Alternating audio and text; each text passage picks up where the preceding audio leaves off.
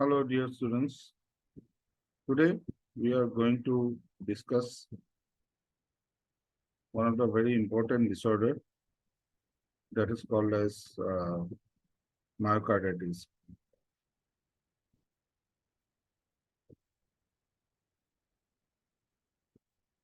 Let me start the PPT.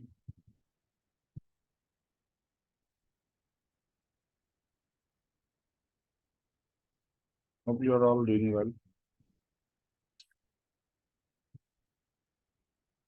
So, my name is Dr. Bhagavanan Sharma. I am working as an assistant professor in University of Science and Technology, Meghalaya, India.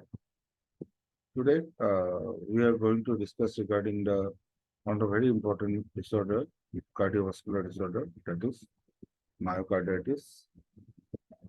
So, as we know, the layers of the heart, myocardium is the muscular layer, that is the heart muscle.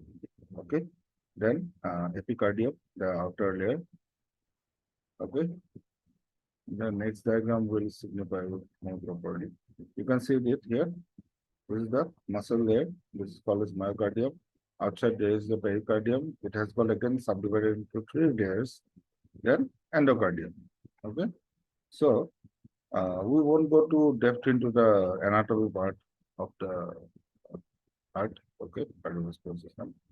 So, what is myocarditis? It's a focal or diffuse inflammation of the myocardium. Myocarditis can cause heart dilation, thrombi on the heart wall or neural thrombi, infiltration of the circulating blood cells around the coronary vessels and between the muscle fibers and the degeneration of the muscle fibers themselves. Myocarditis causes the heart muscle to become thick and swollen. So you can see the normal heart and you can see the myocardium. It is quite dilated, right?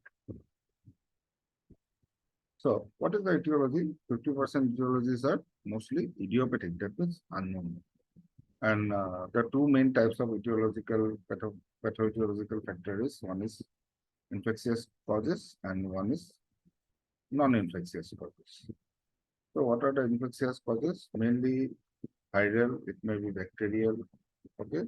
For example, virus like Coxsackie A or B, HIV, human influenza virus or influenza A, or bacterial infection, we can call as diphtheria, Lyme disease, okay, or Borrelia type of which is disease, okay.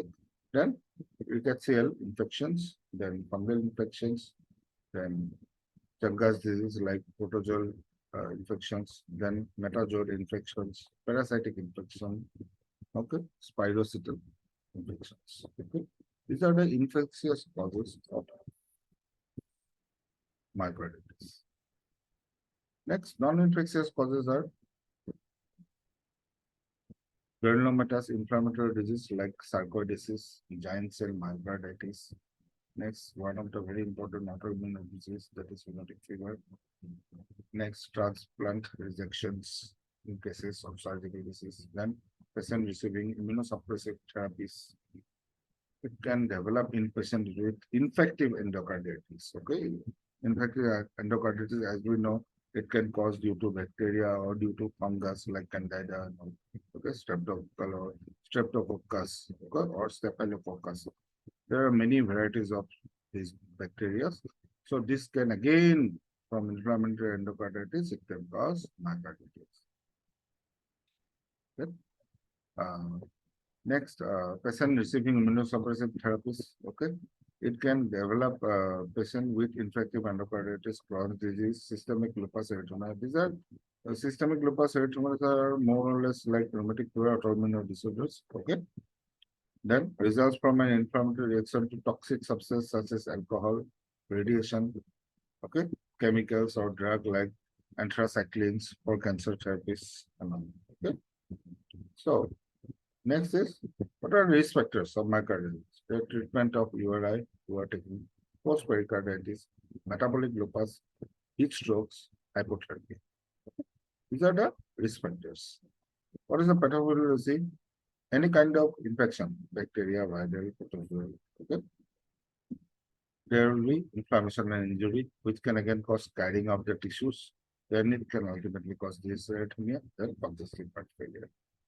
Okay, or one way is any kind of infection, then inflammation and injury. It can lead to decreased myocardial contractility. Means muscles contractility will be muscles contraction capacity will be decreased. Then it will cause enlargement of the heart. So left ventricular uh, increase in the LVT, EDV. Okay. Then decrease ultimately it can cause decreased cardiac output. Increase in con ultimately it can cause congestive heart failure. Okay. So again, is if due to increased lab, it can cause pulmonary edema, ultimately congestive heart failure. So there is a more or less the pathophysiology of the myocarditis. Okay. What are the clinical features? Clinical symptoms of acute myocarditis depends on type of infections, means what kind of infection is affects, the degree of myocardial damage, and the capacity of the myocardium to recover. Okay? Patient may be asymptomatic, it's an infection that resolves on its own. Mild myocarditis shows general symptoms like fatigue, shortness of breath, palpitations, occasional discomfort in the chest or in the mind.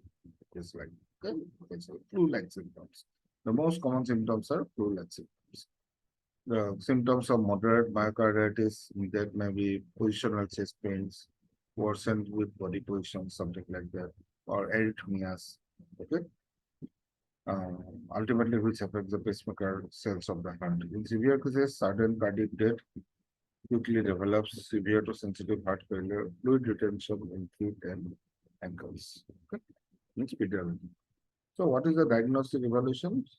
So, history collection, you have to take the history of the patients, starting from infection history, drug history, with socioeconomic status, etc. Then, physical examination. First, what all things are sensitive, like abnormal heartbeats, fever, increased heart rate, tachycardia, edema index. We don't know. And electrocardiogram, ECG. What will be the classical features? The As you know, ECG, PQRS, T waves are there. The T wave inversion and saddle shape ST segment elevation may be present. Okay. So next is like chest X-ray and lab test to check for WBC count, ESR, CRP counts, okay, C-reactive protein that may be elevated. Elevated cardiac biomarkers like uh, uh, cardiac biomarkers are mainly like troponin, okay, it may be increased. Okay?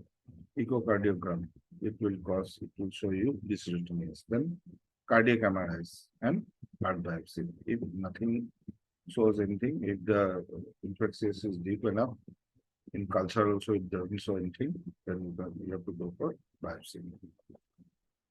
Next is management. So the patient receives specific treatment for the underlying cause if it is known. Okay, like penicillin for hemolytic septal, and it's placed on bed rest to decrease the cardiac workload. So first aim is to decrease the cardiac workload. If you know the infection, go for antibiotics. Then next is bed rest. Okay, it will help to decrease the myocardial damage and the complications of myocarditis. Physical activity should be limited for a 6 months of period. Okay, until the heart size and functions have returned to the normal. Okay, as it is dilated, as we know, you have seen, right?